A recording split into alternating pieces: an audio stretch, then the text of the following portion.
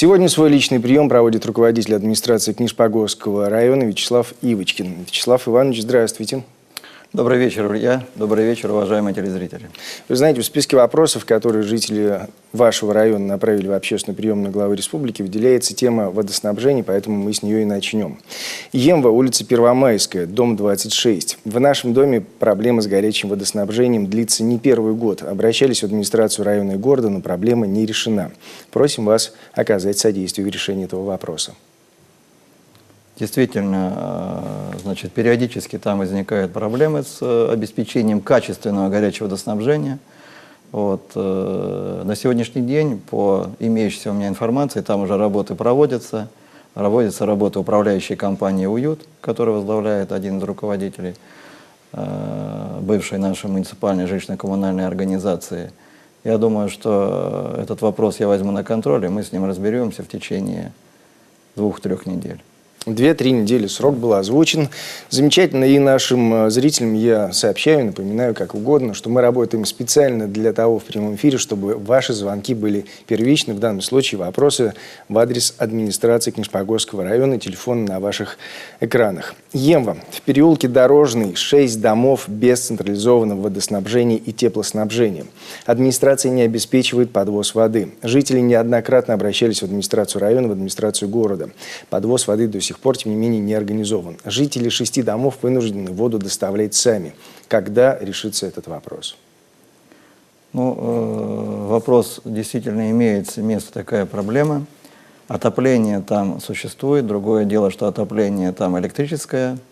Стоят отопительные приборы, которые работают на электричестве.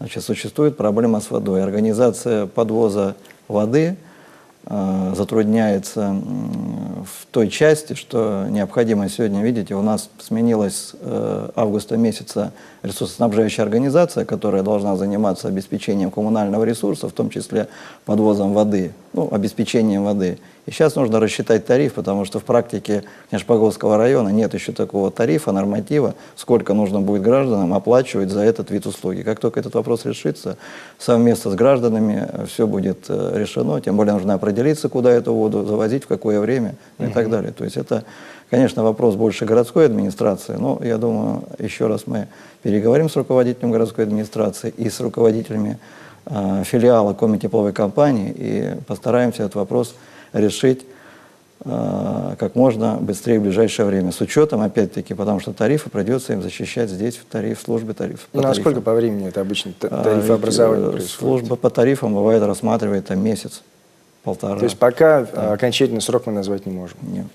Я понял, у нас есть... вопрос на контроле будет. Отлично. У нас есть первый звонок. Алло, здравствуйте. Здравствуйте. Мы вас слушаем. Так, это город Емва, Мишина Александра. От имени жильцов частного сектора переулка Больничный и жильцов микрорайона просим вас помочь с постройкой нового колодца.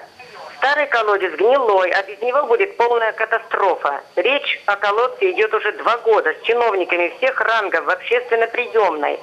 Обращались к депутатам. Последний раз в общественной приемной руководитель администрации городского поселения обрадовал, в кавычках, что нет денег, просите у Ивочкина. Вот и просим вашего вмешательства. Глава республики Коми призывает ведь чиновников слышать каждого жителя, максимально оперативно решать насущные вопросы, но нас упорно не слышат. И вторая просьба небольшая. За лето подросли щенята бродячих собак. Сбились в стаи, опасность реальная. Детки идут маленькие в школу, со школы. Просто жутко за них. Примите меры, не ждите беды. Спасибо. Спасибо большое. С чего начнем? Давайте начнем с водоснабжения. Спасибо, что переживаем до водоснабжения частного сектора. Действительно, существует колодец. И я уже давал задание, чтобы посмотрели возможность его остановить. Еще раз говорю, что мы с этим вопросом до конца решим его и колодец установим, потому что есть сегодня такое неудобство, или будем говорить, качество централизованной холодной воды, которая, будем говорить, не совсем в таком хорошем качестве. И люди, кто-то набирает на скважине, которую мы оборудовали там в рамках народного проекта, но туда нужно добираться на транспорте на некоторое расстояние. И существует колодец в центре города. Его нужно восстановить. Я уже такое поручение давал. Значит, сейчас посчитают возможность, сколько это будет стоить, посмотрим. Всем миром должны сделать, потому что пользоваться будут и те граждане. Так всем миром или все-таки? Ну, я имею в виду, что здесь нужно подключить и общественность нашу, чтобы тоже поучаствовала по крайней мере, в содействии ремонта этого. То есть это будет расходы районной администрации и общественности? Городской администрации. Городской даже администрации. И участие общественности. Потому что городская администрация, как мы только что услышали, сказала обращаться именно к вам. Угу. Ладно, допустим. И бродячие собаки. Тема бродячих собак. Немножко как бы запоздалый вопрос, потому что вчера был произведен отлов собак. Всех до единой. Отловили 15. Ну, мы работаем, во-первых, в пределах среза. Да? 271 тысяча выделено нам на выполнение полномочий по отлову бродячих безнадзорных животных. Отлов одной особи стоит порядка 4 с лишним тысячи рублей. Вот где-то порядка 50 возможно на эти деньги отловить. Дополнительно в Синдаре еще 90 тысяч добавили. Там администрация, значит, тоже к этим вопросам относится для того, чтобы обезопасить людей. И на сегодняшний день остается денег где-то на 5 особей, в которых до конца года еще отловим. Больше пока, в принципе, денег в бюджете на отлов этих безнадзорных животных нет. Однако, как выясняется, значит, вот эти стаи, которые, говорят, сбиваются, там часть тех животных, которые имеют своих хозяев. Мы неоднократно через средства массовой информации предупреждаем людей о порядке выгула животных, ну и так далее. Поэтому здесь идет работа по разным направлениям. А вы сообщаете хозяевам, что происходит с их питомцами после отлова? Да, да. То есть там не передержка, а сразу что происходит? Нет, сюда, в Сыктывкар, потому что отловом занимается, значит, Уваркина, частный предприниматель, она, это вот в Сыктывкаре здесь, и в течение того периода, который положен по законодательству, здесь их содержат. Если эта собака, будем говорить, животное имеет хозяина, то в Сыктывкаре можно будет его забрать. Поэтому будьте, пожалуйста, в ответе за тех, кого приручаете. Продолжаем с вопросами из общественной приемной главы. Емва. С декабря прошлого года отсутствует горячее водоснабжение в доме номер 38 по Коммунистической улице. Мы обращались к вам на личный прием буквально в феврале этого года. Вы нам обещали, что в этом году будет проведена реконструкция центрального теплового пункта с установкой водогрейного котла на газу. То есть уже наступает зима, но горячей воды нет. Вопрос, когда она появится? И без сбоев. Но если взять мой ответ дословно, его можно восстановить. Я обещал следующее, что в 2017 году будет разработана проектно-сметная документация, а приступить к реорганизации вот той котельной, о которой мы говорили, это 2018 год. Что мы на сегодняшний день имеем? На сегодняшний день мы имеем следующее. Значит, действительно, после вот приема в феврале месяце, в течение апреля-мая месяца тепловодоканалом была попытка проработать проектно-сметную документацию. Но, к сожалению, или, может быть, не сожалению, но тепловодоканал с 1 августа уже не осуществляет функции по организации горячего водоснабжения, теплоснабжения, водоснабжения, ну и всех коммунальных услуг. На сегодняшний день эти переговоры нужно будет вести с филиалом Комитепловой компании. Они эту проблему знают, она была им транслирована, когда они вступали вот, к нам в район. Поэтому, может быть, они примут какое-то другое техническое решение, так как с их приходом качество горячего водоснабжения по другим объектам улучшилось. Они провели уже свой анализ причин, почему вот 36-38 дом по-коммунистически отсутствует качественное горячее снабжение. Пришли к выводу, что можно более другими техническими моментами эту ситуацию исправить. В течение лета, когда не было отключения там, по газу за долги, туда подавалась горячая вода нормального качества, за что жильцы мне не раз говорили спасибо, с теми, с кем я общался. Будем надеяться, что филиал Комитепловой компании доведет качество горячего снабжения до того норматива, который должен быть. То есть жителям пока не стоит писать ни в тепловую компанию, ни вам процессный контроль. Хорошо, мне подсказывают, что у нас есть телефонный звонок. Алло, здравствуйте. Здравствуйте. Мы слушаем вас. Вас беспокоит житель города Емва по улице Ленинградская, 6. Во дворе нашего дома была детская площадка. управляющая организация ее разобрала.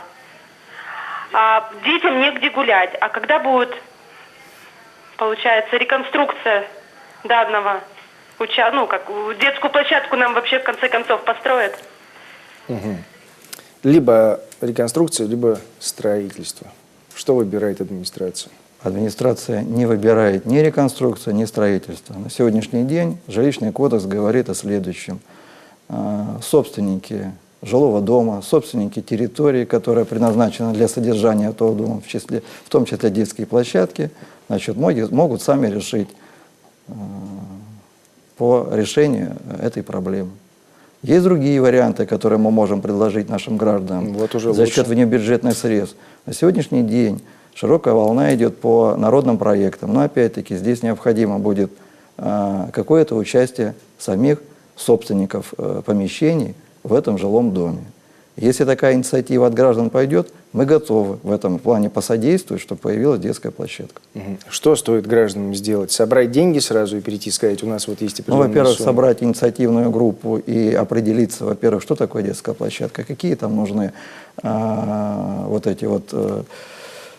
чем она обустраивается, да, потому что как-то в одном доме обустроили, значит, а оказалось, что она для детей не того возраста. То есть нужно понять, какие элементы туда нужно будет установить. Ну, с проектом готовым они навряд ли придут. Нет, не проект, просто определить. Они же сегодня, Кировская область поставляет нам эти элементы детской площадки, и они в разнообразном виде существуют. То есть там можно выборку сделать. Ну, у Кирова их закупаем, да?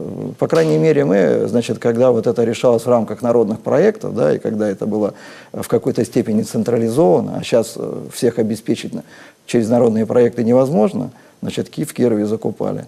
Следующий вопрос – инициативная группа. Ну и дальше мы идем. Если это, значит, возложить все граждане или собственники жилых помещений захотят это делать, общее собрание, принимается решение, с людей собирается какая-то сумма, вот появилась детская площадка. Теперь процесс понятен. Вопрос переселения, к сожалению, тоже остается пока у вас не до конца решенным. С 2015 года вот вопрос этот решается по переселению жителей поселка Робча, но движения по этому вопросу не видно.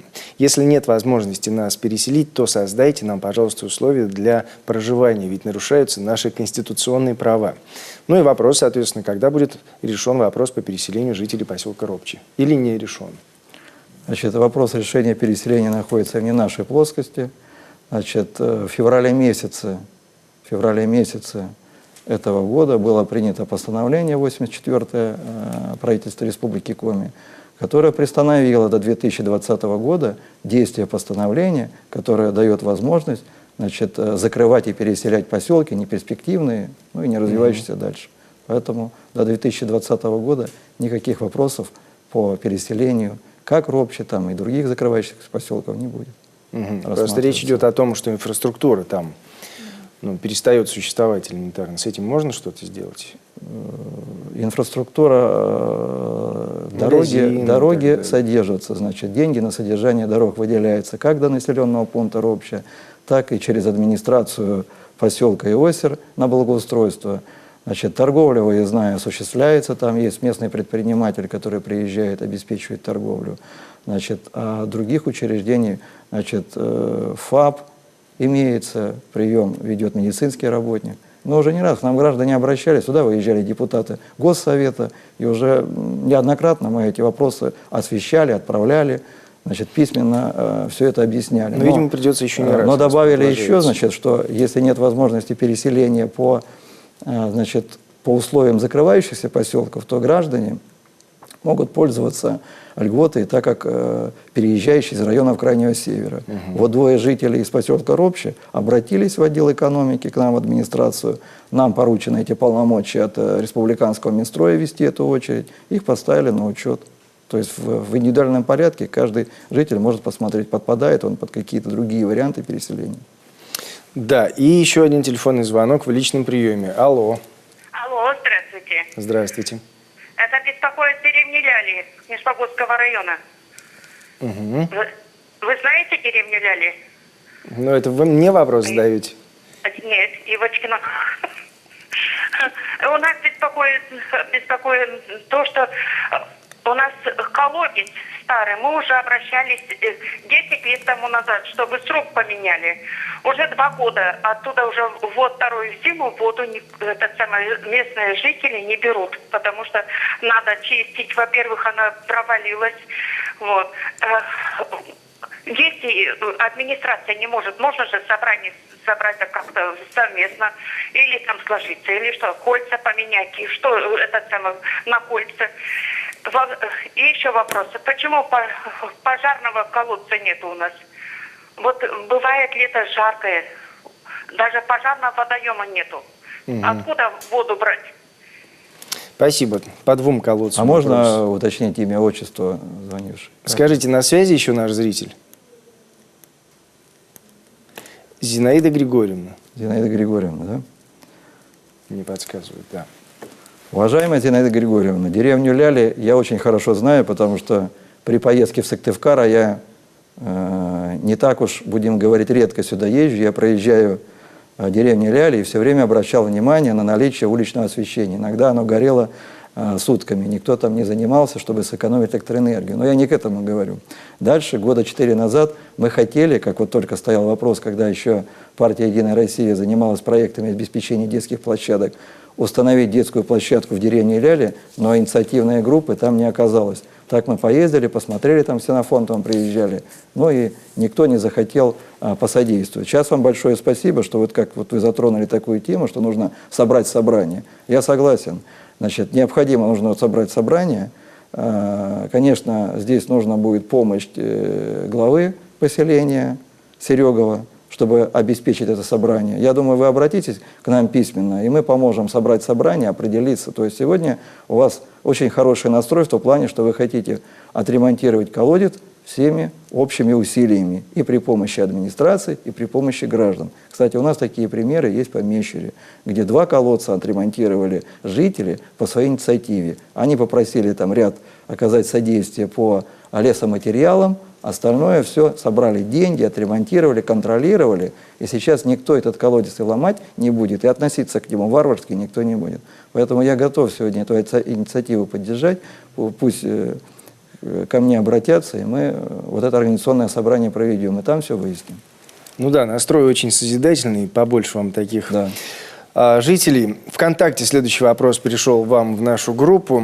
Хотелось бы услышать про переселение жителей поселка Сидюдор. Ранее речь шла о сроке в августе, но дом так и не достраивается. В начале сентября в поселке закрылся единственный магазин. Люди остались без необходимого. Как жить или выживать людям? Значит, ну давайте начнем эту историю. Значит, немного ситуация сложная, действительно. То ли говорить это про дольщиков, как вот сейчас существует проблема по всей России. На сегодняшний день вот это была программа переселения, которая идет по законодательству закрывающихся неперспективных населенных пунктов. Деньги были выделены каждому жителю. Каждый житель, проживающий в населенном пункте Сидюдор, заключил договор с подрядной организацией. Дом фактически был возведен на 88%. Он находится чуть ли там не в центре Емвы. И что случилось? Мы еще закупили для переселения из ветхого аварийного, значит, 3 квартиры, дабы когда уже подрядчик объяснял тем, что он не достраивает дом, потому что 5 квартир там получилось, что жители, значит, пропали. Вот, и нужно было за 5 квартир кому-то заплатить. Мы 3 квартиры выкупили, свои деньги вложили. Я с уверенностью, я даже еще раз могу подтвердить, мне этот вопрос задавался уже не первый раз задается, сказал, что да, действительно, в августе месяце мы переселим жителей поселка Сидюдор, тем более снимем проблему там содержания дороги, на которой мы тратим деньги, ну и так далее. Да? Но, к сожалению, эта уверенность растаяла, так как подрядчик сегодня скрывается. Мы написали письма в правоохранительные органы, сейчас ведется следствие. Каков его будет результат и как дальше действовать, это нам нужно будет решать с Минстроем. Вот такая ситуация. Что касается для того, чтобы вот не в прямом эфире об этом говорить, хотя и это тоже может быть удачный момент, что все уже услышат вот ситуацию связанную. Я выезжал в поселок Сидюдор, специально встречался с жителями. Там существует еще библиотека, вот, хотя проживает там ну, будем говорить, 25 семей там по перечню, на самом деле там намного меньше жителей проживает, хорошие охотничьи и рыбацкие места, поэтому это место пользуется определенным спросом у тех, кто любит отдыхать на природе. Вот. Я побывал, встретился с жителями, значит, они мне сказали, мы особо не торопимся, дай бог, чтобы вы достроили. А часть жителей уже проживает в Сыктывкаре. Вот у них, может, вот возникают эти более такие вопросы, которые связаны с тем, что быстрее построить. А там уже мы распределимся своей собственностью по усмотрению. Что касается магазина, действительно задавался вопрос по магазину. Я тоже дал поручение отделу экономики, отработали. То есть выездная торговля там осуществляется. То есть содержать магазин, там, отапливать его, потому что это помещение. Видимо, да. А выездная торговля обеспечивается. И далее я пообещал жителям, что мы будем в зимний период внимательно следить за содержанием дороги. От поселка Мещеры, до которого есть нормальное сообщение, до Сидидора порядка там, 14 километров, чтобы эта дорога содержалась. Там лесозаготовители работают, и их иногда привлекаем. Поэтому говорю, что мы на произвол судьбы их не бросим. Там, кстати, вот что удивительно, в Емве не везде работает интернет, а до Сидидора проведен хороший интернет. Все ясно. Библиотека, интернет, да. Но все-таки ситуация сложная. И я надеюсь, что скоро она разрешится. Мы сейчас прервемся на короткую рекламу. Оставайтесь с нами. На Юргане продолжается личный прием руководителя администрации Книжпогорского района Вячеслава Ивочкина. И у нас есть сразу телефонный звонок. Алло, здравствуйте. Здравствуйте. Говорите, пожалуйста. Здравствуйте. Здравствуйте. Вячеслав Иванович, к вам обращается с вопросом Березгин Евгений Серафимович. Мой вопрос, вы знаете, конечно, о чем? О спорте. Вот. В этом году возможно открытие спортивного лыжного сезона? Да, говорите, пожалуйста, в трубку и не слушайте телевизор, так будет правильно. Провести открытие зимнего спортивного сезона в ноябре, в декабре на крайний случай, но не в феврале. Вот. Второй вопрос.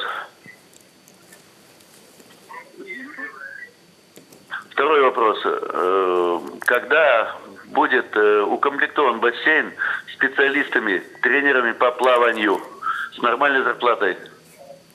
Угу. Спасибо большое. Два спортивных вопроса. Ну, я знаю, о чем Евгений Серафимович спрашивает, поэтому расшифрую. Я, конечно, не Дедушка Мороз и не могу зиму быстрее призвать там, и открывать лыжню в ноябре месяце, если не будет снега. Если будет достаточный снежный покров и нормальные условия, постараемся открыть, по крайней мере, я эту задачу поставил руководителем спортивного отдела, и сейчас стоит вопрос злободневный, который вы же сами все время задаете, это чтобы бульдозер прошел там по трассу лыжную, немножко пригладил. Значит, есть уже договоренность с нефтяниками, что появится там бульдозер, болотоход, поправим лыжню, но остальное дело техники. Напряжем тех ответственных людей, которые за это отвечают. Теперь, что касается бассейна. Знаете, мы не раз обращались в различные инстанции, перепиской велись по приглашению тренера, квартиры резервировали. По крайней мере, нет пока желающих приехать сюда и заниматься тренерской работой в нашем бассейне по плаванию. Вот на этом все. Ну и каких-либо других мер пока не предусмотрено, да? По крайней мере, секции по плаванию проходят. Различные, будем говорить, мероприятия, связанных там с акваэробикой, то есть бассейн работает. Я сам его посещаю регулярно, там раз в неделю появляюсь. Вчера был в бассейне. Здорово, какой вы молодец. С 2011 года решается вопрос по переселению жителей поселка Важаюль в город Емву, но вопрос так и не решен. В начале этого года нам сообщили, что ввиду неустановления места жительства 5 семей будут поданы исковые заявления в Книжпогорский районный суд на предмет снятия их с учета в связи с их длительным отсутствием. Когда начнется переселение жителей Важаюля в Емву? Тот же самый вопрос, что и по Робче. То есть тема сегодня приостановлена до 2020 года. А про соединение населенных пунктов вы тоже скажете? Примерно тот же ответ будет? Потому что вот у нас есть Чинегорик и Осер. Или это все-таки другая тема? Слышали, что планируется объединение сельских поселений Ченеворик и Ойсер. Никто не изучил мнение жителей населенных пунктов. Есть у людей опасения, что после соединения вот такого Ченеворик не будет, администрация, вернее, Ченеворика не будет вникать и заниматься проблемой Ойсера. Вопрос, почему, во-первых, принимая такое решение, не спросили мнение жителей, и, во-вторых, неужели ради экономии пары сотен тысяч рублей нужно уничтожить ранее процветающие поселки? Значит, будем говорить, что есть некие вопросы, наработки, связанные с оптимизацией. И когда эта информация поступила в прессу, там и также было озаглавлено, что эти вопросы все решаются в законодательном порядке, и никто их не решит без опроса местного населения. Обязательно проводятся сходы. У нас на практике объединения Витью с Турьей все решалось в течение целого года. Проводились сходы, спрашивали мнение людей, объясняли, какие будут плюсы, какие будут минусы. То есть никто противозаконно, и решение об объединении не принято. Это есть, еще раз говорить, есть некие пожелания там, или видение того, что можно сделать в рамках оптимизации. И то же самое касается году соединения Синдера и Тракта. То же самое, в 2018 году никаких действий производиться не будет. Все, вот это, наверное, и хотели жители услышать. И телефонный звонок, боюсь, что последний в этом личном приеме. Алло, здравствуйте. Да, здравствуйте. Мы слушаем вас. Я бы хотела вот у вас вот поинтересоваться или узнать, как бы, мы много раз и пользовались, вернее, как сказать, у нас поселки Нижпогосского района, поселки Ракпас, улица Центральная, дом 4, квартира 12, вернее, во всем этом доме нету воды. Мы с 2016 года, с декабря, у нас вообще нету воды. Никакой? Вообще никакой, да. Вот. И мы обращались везде и всюду. И в прокуратуру, и в наше управление, и везде. И нам везде дают отказ. Нам сказали то, что вы можете купить это все. То, что нам нужны трубы, все. Мы это все купили, нам это все сделали, а до сих пор нету воды. Вот, и мы хотим как бы вот узнать, что нам еще дальше делать. Мы сейчас опять написали все это письма, как бы и не знаем, что вообще вот нам делать. Посоветуйте, пожалуйста. Да, спасибо большое. Максимально кратко прошу вас ответить. К сожалению, сегодня по управляющей компании в поселке Ракпас нет сегодня, будем говорить, четкой управляющей компании. 7 раз, как говорит глава поселения, это их, будем говорить, полномочия, объявил конкурс на то, чтобы зашли управляющие компании для обслуживания этих домов, но никто не желает выходить. И вопросы решаются там, в частном порядке. То есть сегодня мне нужно будет понять, во-первых, в Ракпасе водоснабжение существует, объекты водоснабжением обеспечиваются, существует проблема или в части дома, или в некой квартире. Пусть вот вы сказали, что напишите на мое имя обращение письменное, и мы конкретно разберемся и установим, и объясним вам, куда обратиться. То есть на сегодняшний день граждане, ну, будем говорить, не оплачивают вот эти вот услуги, никто с них не берет, поэтому вопрос о содержании жилья тут решается по-разному. Значит, если есть желание там восстановить, то можно и самим немножко в это дело вложиться. Ну, учитывая, что они уже купили трубы. Да, надо посмотреть, где там, где вот обрывается это водоснабжение, которое до них не доходит. Ясно. Время наше закончилось. Вячеслав Иванович, спасибо большое, что нашли его для нас. Личный прием руководителя администрации Книжпогосского района завершен. Вопросы, которые мы не успели озвучить за эти полчаса, передаем в администрацию. И через неделю ждем ответов. Детали дня можно посмотреть на сайте jurgen.rf и посредством функции видео по запросу IP телевидения Ростелекома. Всего доброго.